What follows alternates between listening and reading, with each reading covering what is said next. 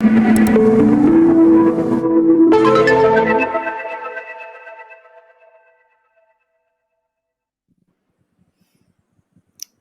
to TezTalks Radio. I'm your host, Marissa True, and on today's episode, I'm joined by Paul Schmidt, the Chief Operating Officer of fxhash, the largest generative art marketplace on Tezos, and dare I say, blockchain overall, rivaling that of art blocks.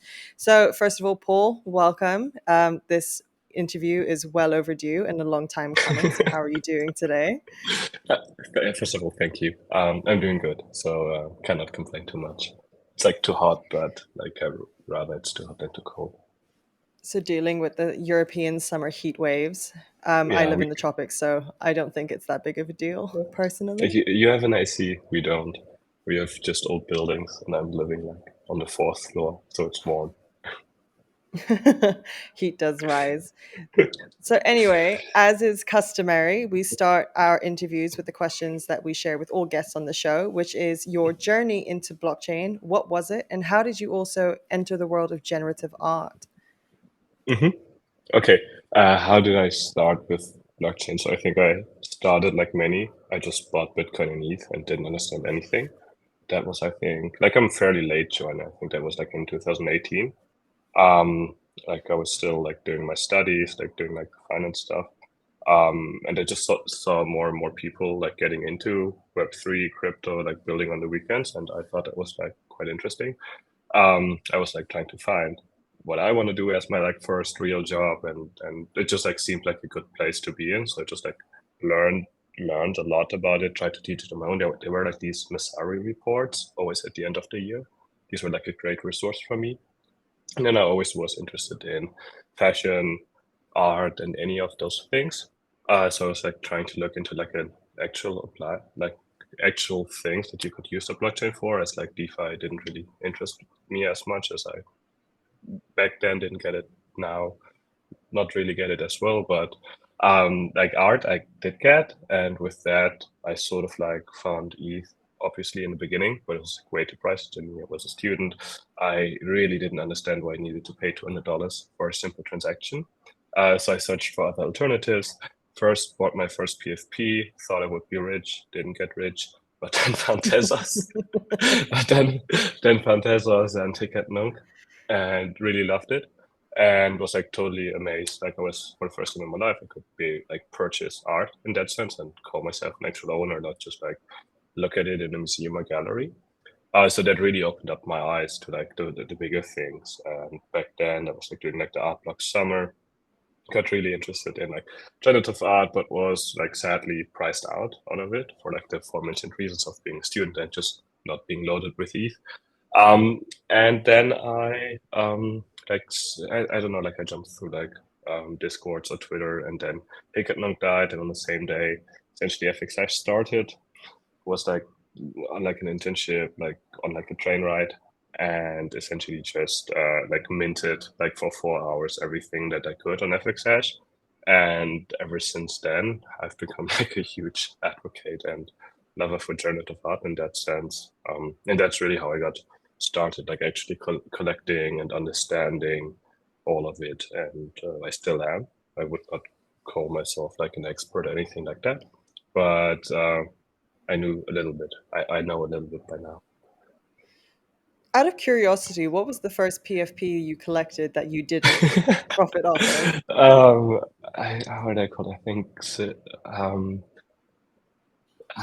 something with siblings, like Silver's, like Stormer's siblings. I don't know. Like it was super stupid, but they had like a little channel within their Discord, which was Tezos, and ultimately it just paid off eventually, not just like in the monetary stance that I thought.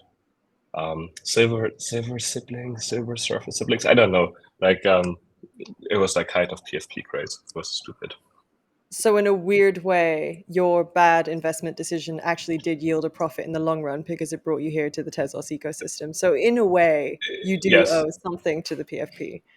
yes, but mostly just like understanding that I was stupid. I still am stupid, and you should think about it. Everybody says go right, and maybe think about why not left in that sense. Like if you're searching for asymmetrical returns, but yeah, it benefited me in the long run. And you said that you weren't particularly interested in DeFi. You weren't necessarily particularly interested in the cryptocurrency space, but what you liked was how blockchain and culture were starting to overlap. But before you were collecting NFTs, were you big into art collecting in general? And also, what was it about fxhash mints that had you so addicted to the process before you If I had, joined the team? if I would have the money, then yes, I for sure would have collected art. But ultimately, like even if you are at like a small scale gallery, like you still need to pay 500,000, like much more, like $2,000-3,000 or euros to get like anything that is like worth hanging up, in my opinion. So it's just harder to get started in that sense. What made it easy on fxhash? It was open. Like you had for the first time really like like multiple artists, multiple collections to choose from. It wasn't everything minted out like immediately. I mean, yes, it was, but like there was so much great art on there straight from the get go that if you just stayed on the site, and back then like there wasn't scheduling or anything, it was literally just like you wait on the site, you click refresh, there's a new artwork there, and then you could just buy it. And that was really nearly fall down the chair. That was really how do you say, addicting in that sense. And I think back then we also had like a switching schedule, so because of the demand, like fxhash had to actually close down like a normal retail shop. And then it would like start again at like different times for everyone. So at times it was like 4 a.m. For me, but I knew like there was a drop coming, so I like actually set an alarm and all of that, and just like this shared community space of like everybody being in it for the art, and finally being like let go to collect, being let go of like high transaction fees, being let go of extremely high prices. Yeah, and just creating like fostering community in that sense around art and not around prices in that sense. I think that's what like drove me there, then kept me there. And I think like on the first day that I was on there, I just like DM'd Cyphered and was like, hey, let me help you. And that's then how I got started to be a mod. And then from like others also joined, became a mod, and then the sort of like team originally grew out of that.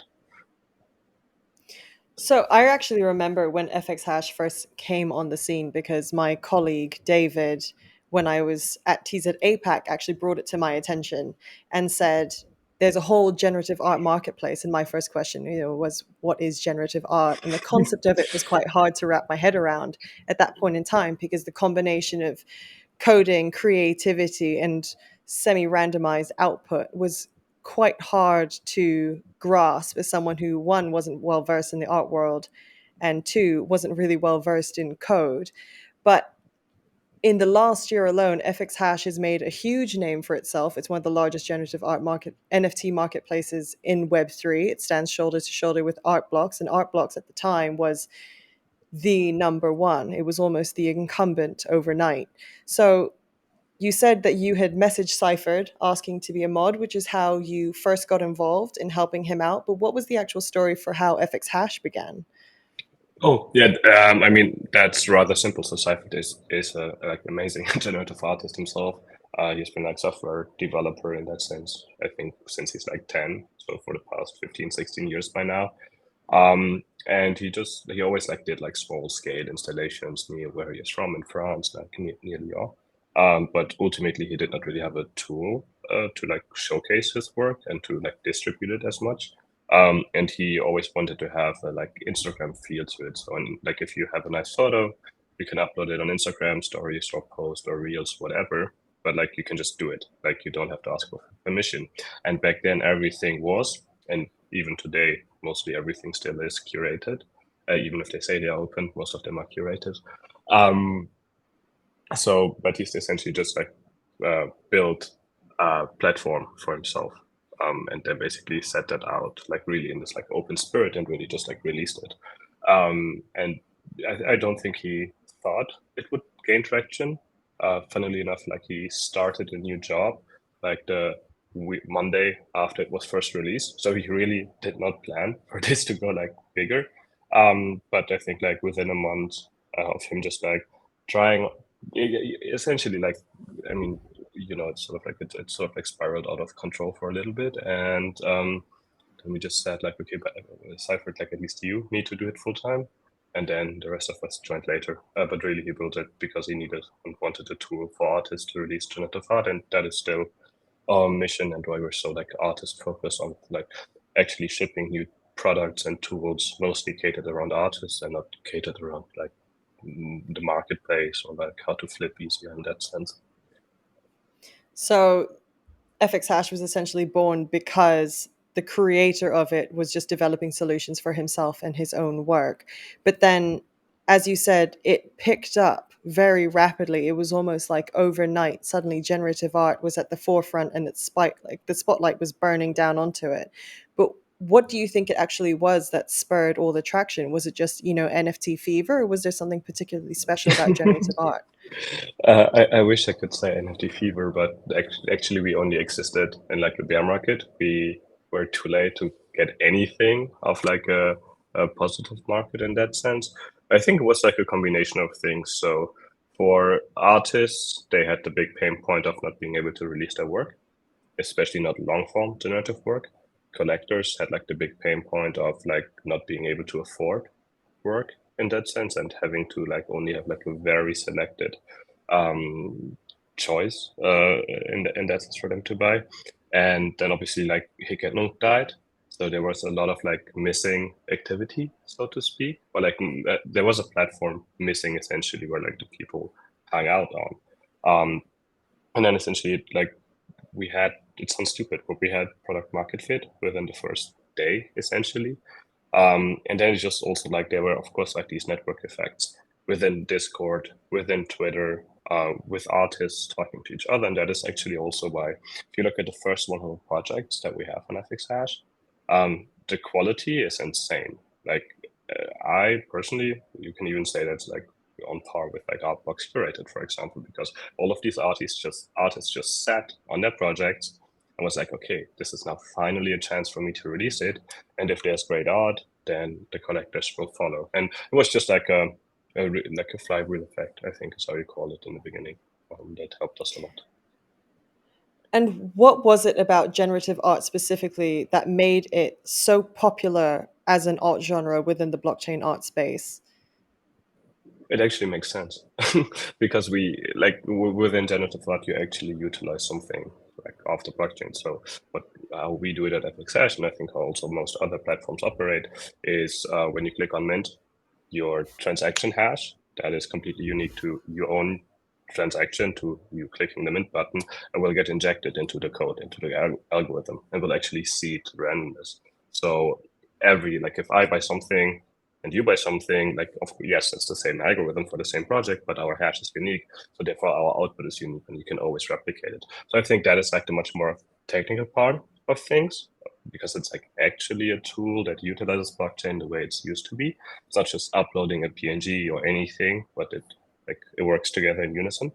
And then the other thing is probably that we consume more and more digital stuff online, but like generative art really has not been like it has been around since the 60s, essentially since computers have been created.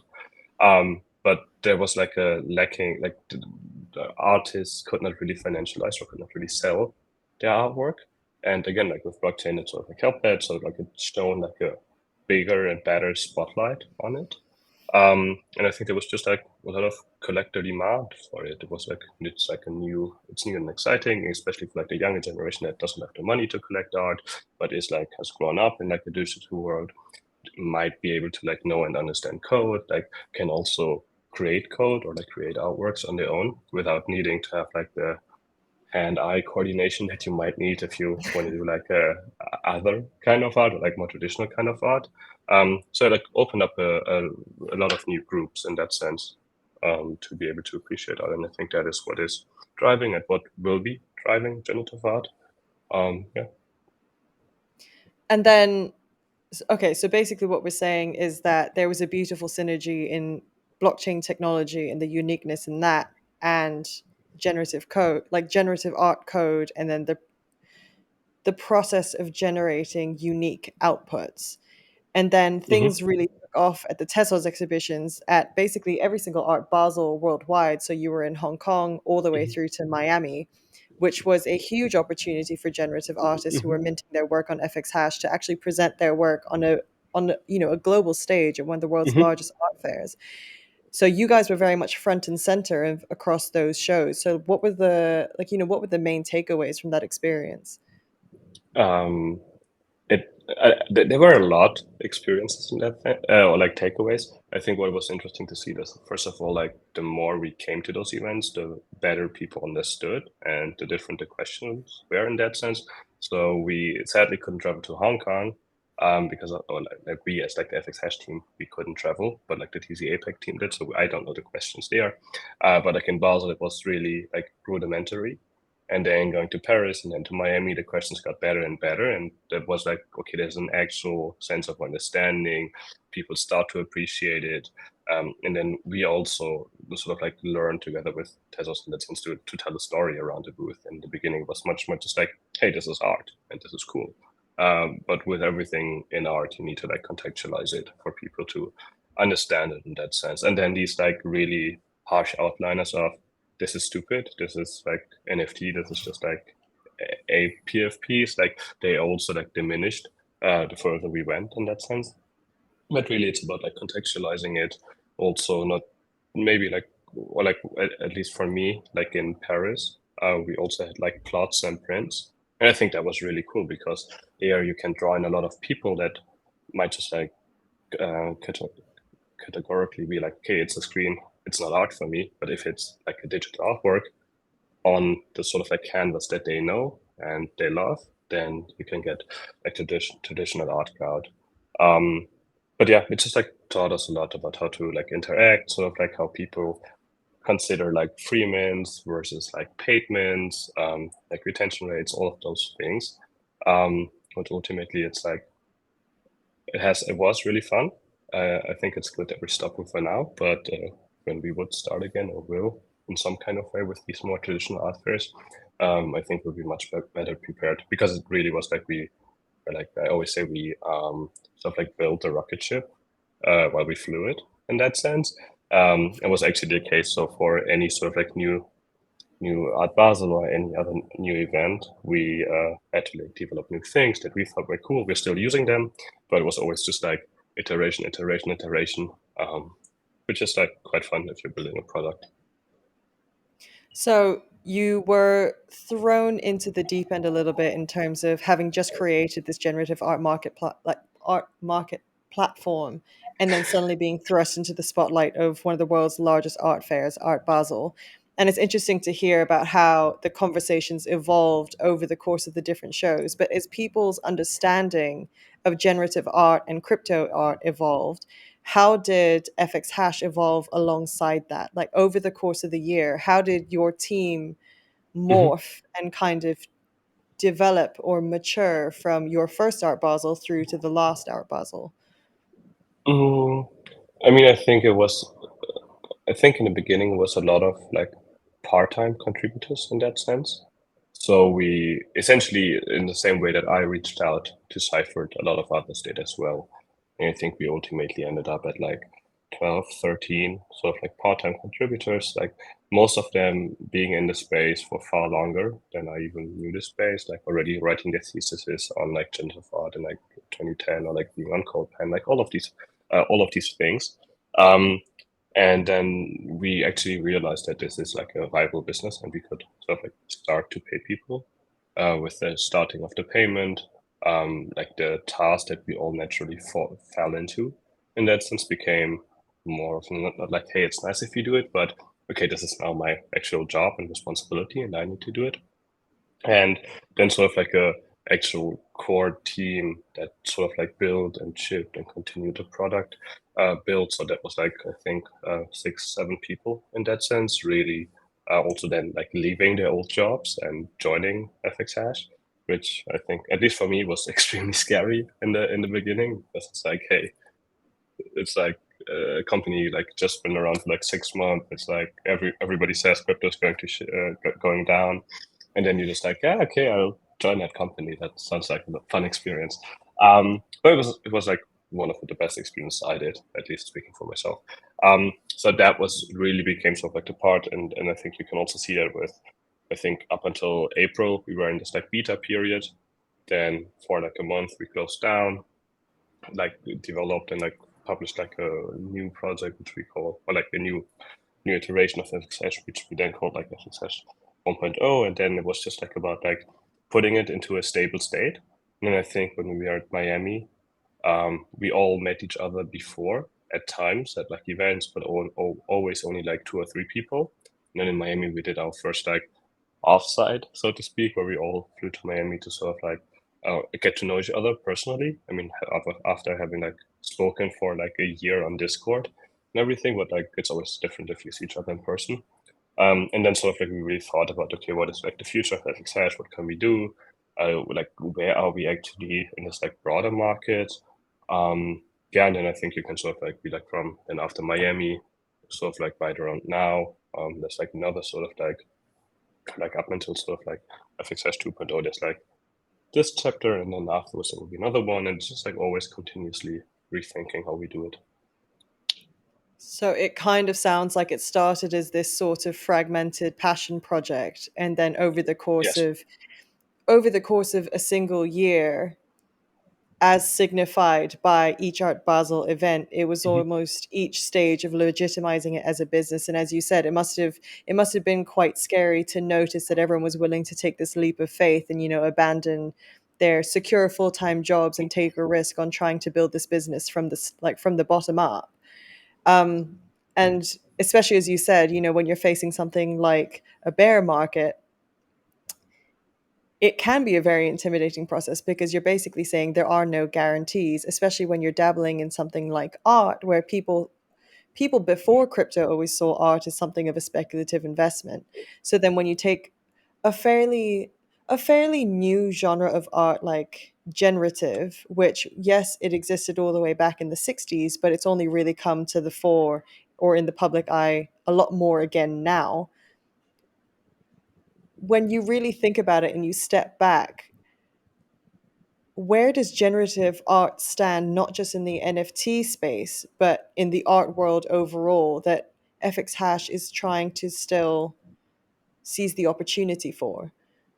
I think that question is really hard to answer, as it's like an ongoing project. We internally, or I personally, think that generative art is or can be the art movement of our era, as mentioned, due to the fact that um, technology, art, sort of like the way we consume art, like all of these sort of like, at least we are trying to make it like a little bit different, and we sort of like hope that we can get more people into it, and generative art can be a nice segue into like a deeper appreciation of art.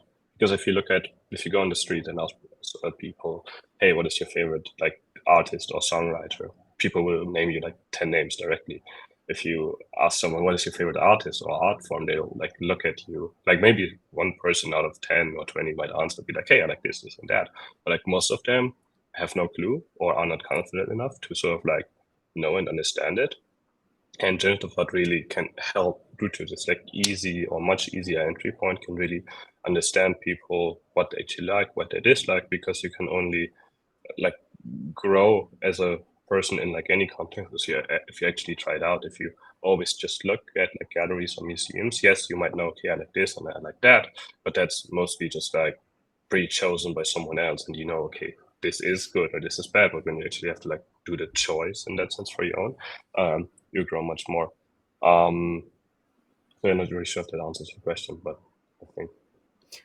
So you just mentioned that you consider generative art sort of the art genre of our generation. And despite being a visually and technically compelling art form, Mhm. why do you consider this movement so important? What makes it so compelling?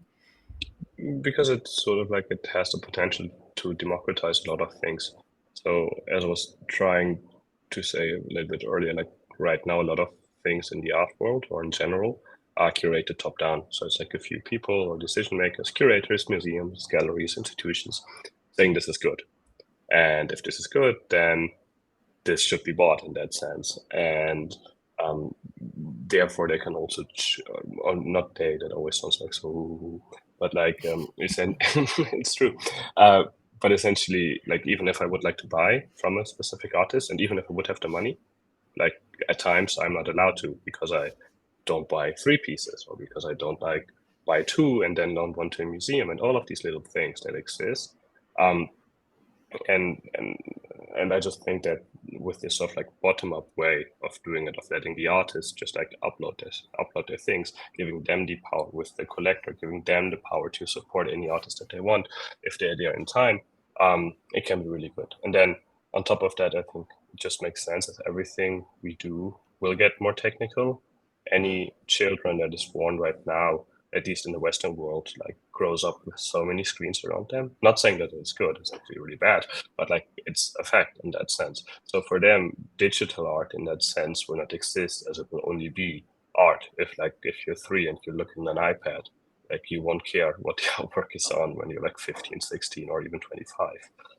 And more people will be able, or should be able, to code in that sense. So there's just like a lot of different sort of like trends that we're seeing that sort of like allows us to at least make it confident, that we're at least confident that generative art will be a thing, is a thing, and especially when talking with institutions, museums, they want to showcase it, and they will showcase it, and some already have showcased it in the past, but much more is to come in that sense. I like your point that, future generations are not going to discriminate too much between whether it is a physical art piece or a digital art piece, because art will be art no matter what medium it's presented on. And also how that can kind of lead into this idea of fostering creativity through code and changing, the role of, I guess, the human as a passive consumer of something, like of someone just watching a screen, to someone who's actively engaging in the creation of something online or in a digital space. But then at the same time, I was also at the Art Basels. I'm aware of how rudimentary some of the conversations and some of the questions that were being asked were. And one distinct one that I remember was that people saw generative art as just computer art, something that the computer created, that couldn't necessarily be attributed to the artist who actually created the code. So do you think this reputation has shifted, or is there still an education process that needs to happen? And do you think in that the generative art is starting to become better appreciated in a way that it actually deserves? Yes, it is shifting, but it's not that we don't need to continuously educate people on it.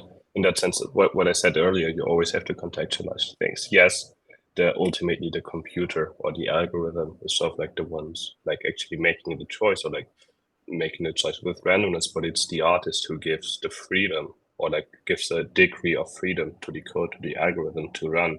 So it's not like this is like everything, like it's not like you're just, I don't know, like throwing like a dart at a map and then be like, okay, I'm going to do a vacation there, but it's like carefully planned by the artist on what to do. And I think especially there, like, events can be a great showcase of that, especially if you go into this and create like experiences that have sort of like a co-creation aspect to it, where people can actually understand how the artwork, how the final output works, how the code works, they can interact with it. And that is now what we're like focused on. Like, we did something in Tokyo where we had like a big touchscreen where people could then like play around with the artwork that they would ultimately mint, and really like customize it to their needs and to their wants. And from the feedback that we got, that was like really sort of like eye-opening experience for both the artist, for them to see sort of like how collectors or consumers in that sense interact with your art, but also for new collectors, for new people new to the technology, new to all of this, so like how you can interact with an art piece, and that it doesn't have to be this static. I'm like 2 meters away from the artwork and I look at it in like weird way trying to understand it, but rather I can like interact with it. So we spoke of sort of the education piece when it comes to people coming to interact with generative art as a viewer or as a consumer. But then we were also saying that this is often the entry point for a lot of generative artists who haven't thought to put their work out there. So what has the educational process been for the artists themselves as they interact with, the fxhash team? How are the questions changing for them in terms of, is it something as basic as how do I market my artwork, or what are the questions that are being asked? It's like everything for from total beginners and hey, this is interesting. How can I do it? How can I do it if I cannot code? How can I do it if I code? And we always just, or with the people adapt with coding, we just try to lead them to our documentation. Although that is fairly technical and is currently also getting a revamp. So we know that as we are, the problem that we have is that we are an open platform, meaning anyone can utilize our tools. Meaning, but also meaning that we just due to the sheer size we cannot give a one-on-one consultation with any artist. That would be we have more than 4,500 artists that have dropped something on fxhash. That is way more than any other platform has in that sense. So through the sheer scale we have, we cannot go as personal and as detailed maybe as we would like to.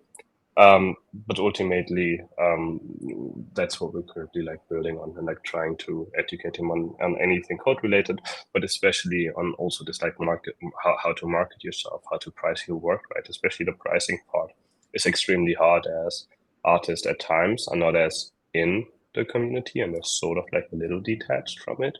And especially during times of high uncertainty, high fear, low consumer spending in that sense. 2 weeks can make a difference if you can sell your artwork for 100,000 euros in total, or 20,000, or even just 1,000. And that in itself is really, really stupid because it shows how much we humans or collectors are driven with sort of outside things.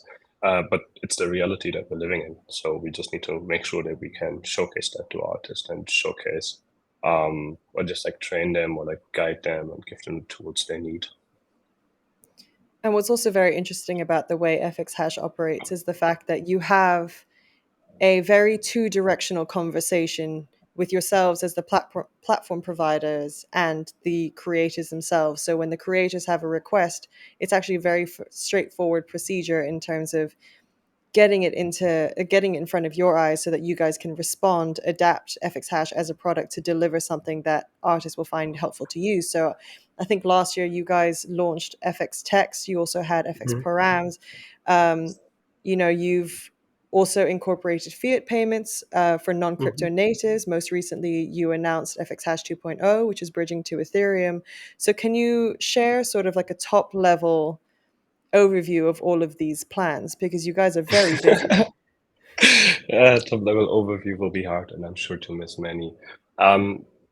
Essentially, you're right. We always try to listen as much as possible to the community because that is a benefit that a lot of Web 1, Web 2 companies don't have. We have a direct access, a direct chat with most of our artists, but also most of our collectors, and that is feedback that is really valuable. And we try to do our best to sort of incorporate all of that. I think right now it's still at a sort of mix of what we or especially Cypher sort of had in mind when creating it. And now we are getting to a stage where we can finally unleash it and unleash him and his ideas and his visions for this broader space of generative art. And that might sound weird, but I'm really excited for it because he, as mentioned, he has been doing that for the last 10, 15 years, and he has a lot of ideas, especially when it comes to event design, interaction design, so how you what I was alluding to, how you can interact with art, with your art in that sense, but also how you can make the overall experience better and nicer for Web3 native people, but also especially for those people that are just in for the art and they don't necessarily care about crypto as much.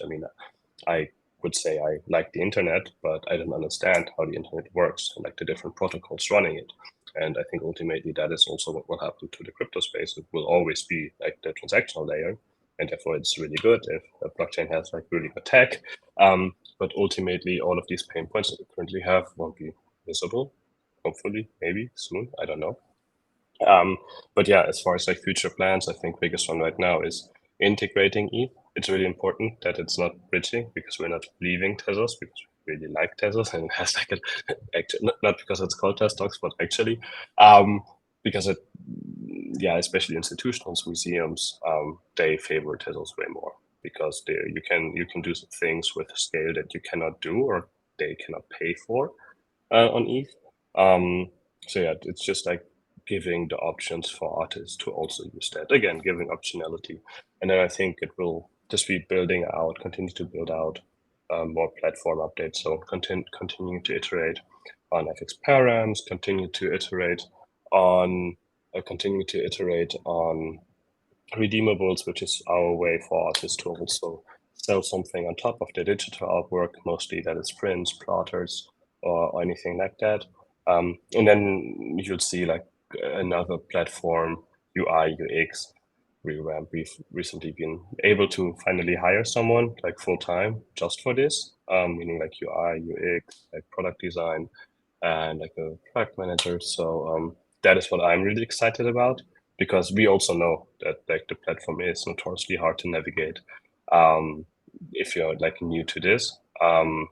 But yeah, as mentioned, we've been a team of 5 essentially for the last 18 months. Now we are getting bigger, and now we can finally do cool stuff again. Like we've always did cool stuff, but more cool stuff. So you're changing the look and feel of the brand, the navigation of the site. I You're mean, look and also feel. I don't know. We try to keep that. Just there's like we recently did like a site mapping, and there's a lot of ways you can click on the site, and like we want to keep like the aesthetics and all of it. But there's a lot of just like simple improvements where we don't lose our identity because I don't like our brand is like one of our strongest assets that we have. We should definitely not lose that. I think it's just making it easier for people to use it because if I show fxhash to like friends that are not just normal art appreciators in that sense and don't want to or don't have anything to within the web3 world, like they look at it and be like, okay, nice, but like I don't know how to use it, and also like the documentation and the how-tos does not help. So it's really simplifying it and making it so that it's just like reachable by everyone or usable by everyone. Also, for example, if you can't speak English, like you should be able to use fxhash, but we need to find solutions for that. So these are sort of like the changes that we think about while still keeping our brand identity. So helping people navigate, explore, discover, and also just generally expanding the community of people who would come to use a platform like fxhash, whether they are on the creator side or the collector side. And then Mhm. with all of that together, and let's cast our minds to the future where you achieve all of these things on your to-do list. What does that do for the big picture vision for fxhash? Like, what is this big picture that we're trying to create for fxhash? I mean, I think I think we wrote our vision down like once, and we essentially said we want to provide artists and collectors basically the whole life cycle of their like artistic career. So meaning you can start on fxhash, but ultimately you will also be able to utilize this for like museums, galleries, all of it. So ultimately, we just want to empower people. We want to make it, or not people, we want to empower artists to create the art that they would like and give them the tools that they need in like a large scale way. We want to empower like institutions, we want to empower like curators, galleries to also build out their sort of like presence in that sense, be it just with a curational layer, like for example, we've seen with 10.art, or for example, like the HEK in Basel, basically utilizing like our technology to run their own NFT shop or like digital art shop. But yeah, it's also, to be perfectly honest, like we don't know what will happen like in 5 or in 10 years. We just know that once we are there, we know what we want to do, and we want to do, and we're continuing to do it like based on our vision or like not the emotions. I'm missing the English word right now. Based on like the common ground that we all have internally and with the community. What's that word? It doesn't matter, but like I think you know what I mean. Yeah, it's very much based on a value-driven mission. Principles, values. Yes, that's the word. Sorry. Principles and values. Yeah, yeah. And Yeah. so, with these principles and values in mind, what are hmm sort of the challenges that you anticipate or are trying to prepare for? Because obviously you can't anticipate all of them. There's always going to be the random wild card. But what do you hmm think are your biggest obstacles that you are preparing to overcome? I think right now, one of the biggest obstacles is sort of like um, attention, or in like really right now, it's like consumer spending. Consumer spending is like down, like in on across everything over the world, and like Hmm. art is one of the first things that gets cut. If you then think, okay, like the art within the crypto space, like then you can see how this gets like even harder in that sense. So theoretically, that is a struggle.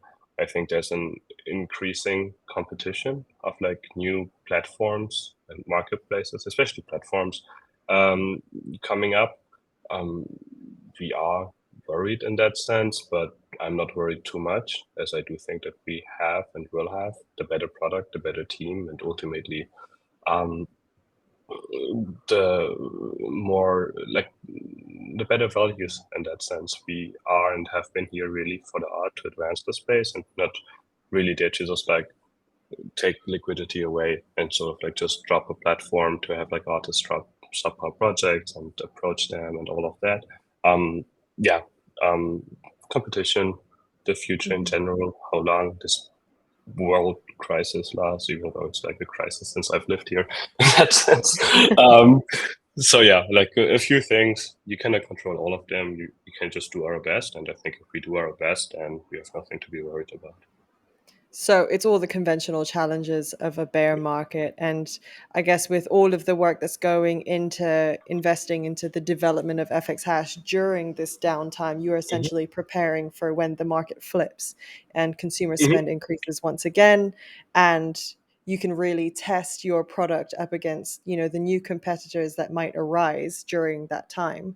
But hmm then when it comes to looking beyond FX hash and generative art, how do you plan to keep generative art at the fore of people's minds hmm when it risks kind of fading from public consciousness, especially very frankly when you see the rise of generative AI and the focus on AI generated imagery and the hmm curiosity and tinkering around with that? How do you make sure that the sophistication that goes into crafting generative art through code is still appreciated and recognized and is still popular?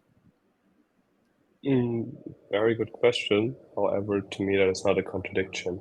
So, for example, you can look at like if like we even have AI stuff, well, not AI stuff. That's just what we have AI artworks on fxhash. So, to me, like the rise in generative AI art in that sense, like it's a subsector of generative art as a whole. To me, what is interesting is, for example, like a lot of other platforms store everything only on chain, meaning you're really limited and like the file size sort of like of your artwork. We do store it in IPFS and soon to be also on chain, both Tez and ETH. But through this, you can actually create like mini GANs, for example, and have your own little AI, a neural network in that sense, and run like the generative process on that. So Cyril Diane that we showed in, I think in Paris it was, and also in Miami, then also Ivana Tao, where we had a piece with for Art Basel Miami.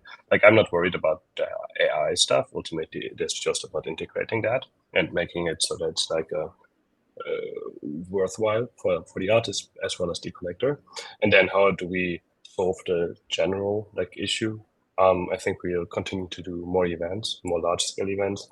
Also, events that are not necessarily with like a 100% crypto focus, but rather with the focus on art and technology, because these events already sell out. These events are already very well visited, especially, for example, like in the APEC region. Like these immersive experiences are like the best selling art experiences that the humanity has to offer right now. And sort of like programs will be one way into it, but that will be all on us. And then it's also about like working with museums, trying to show them sort of like our tooling, but also show them why generative, and like sort of like be having like a backseat view to all of that. And there will be a lot more things coming out like end of this year, but also like 2024, because museums have like such a long cycle of when they can afford or when they are allowed to do stuff.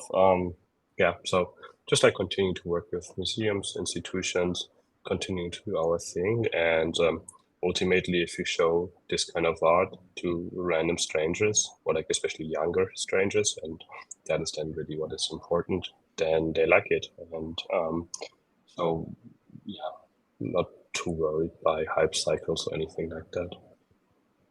That's good. I don't think you should be. But then it sounds like, there's plenty for people to look forward to and keep track of.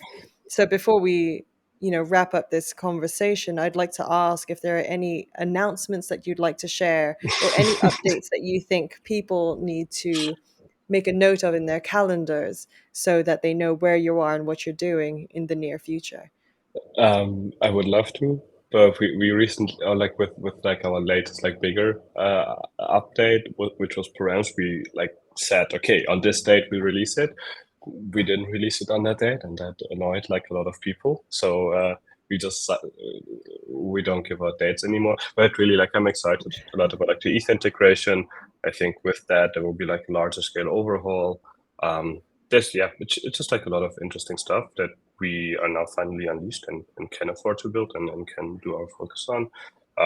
So yeah, there's lots of like exciting announcements coming as soon as possible, or like as soon as we can. Ultimately, just follow us on right now Twitter, maybe soon Threads, maybe in 3 months it's something else. I don't know, but wherever the most eyes are, we will be. Okay, so plenty of things to come. Dates TBD. People should just Yeah. follow along anyway and get excited for something soon. Something is Yeah. coming. It is So happening soon. When precisely, we're not sure, but not too long. Is not that too right? long. No, yeah, maybe that, and maybe like I'm excited for like an event that we do in Berlin. It will be like our first self-hosted one. We just like need to confirm locations, which is a bit annoying, but probably around like end of August at the latest September. Then Art Basel Miami will be really fun. I think that we can also like hopefully do something, but it's looking good. And then for the rest of the year, or like for 2024, I don't even know it yet in that sense. Like we're just like too far away. Yeah, so that means there are plenty more surprises then for both Yes. you and everyone else who's watching. Yeah, trying to. Well, anyway, Paul, thank you so much for all of your ideas, your views, your Mm-hmm. perspectives, and I'm sure we'll have you back on the show at a point in the future, probably when these announcements have actually been announced. Um, and we'll pick up our conversation from there. But until then, thank you so much. Awesome. Nice. Yeah. Thank you for letting me be here, and speak soon. Bye.